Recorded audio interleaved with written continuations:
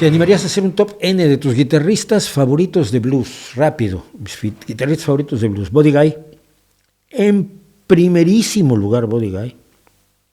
Pero vamos, sin dudarlo, B.B. King, por supuesto. A Robert Johnson, es indispensable y necesario. Joan Shaw Taylor la pondría yo ahora como una de las mejores guitarristas de blues, junto con Susan Tedeschi y Derek Trucks, que Derek Trucks también hace rock y hace un montón de cosas más, pero vamos, B.B. King le decía que era el mejor, ¿ok?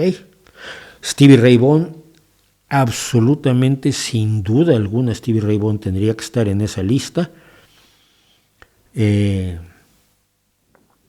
Albert King estaría en esa lista, por supuesto.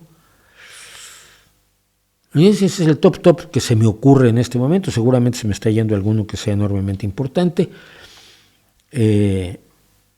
Pero sí, esa sería mi lista en este preciso instante.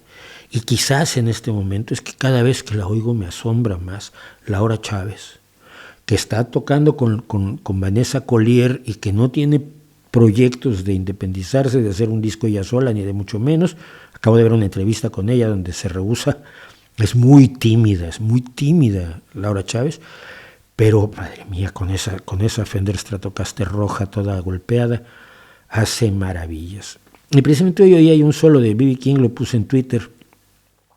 Me decía B.B. King no hace florituras, no toca 700,000 semifusas en un segundo, pero con una sola nota te puede romper. Serían mis blueseros, mis guitarristas de blues favoritos en este momento. Estoy pensando en mujeres guitarristas, ¿no? Samantha Fish en este momento también es importante.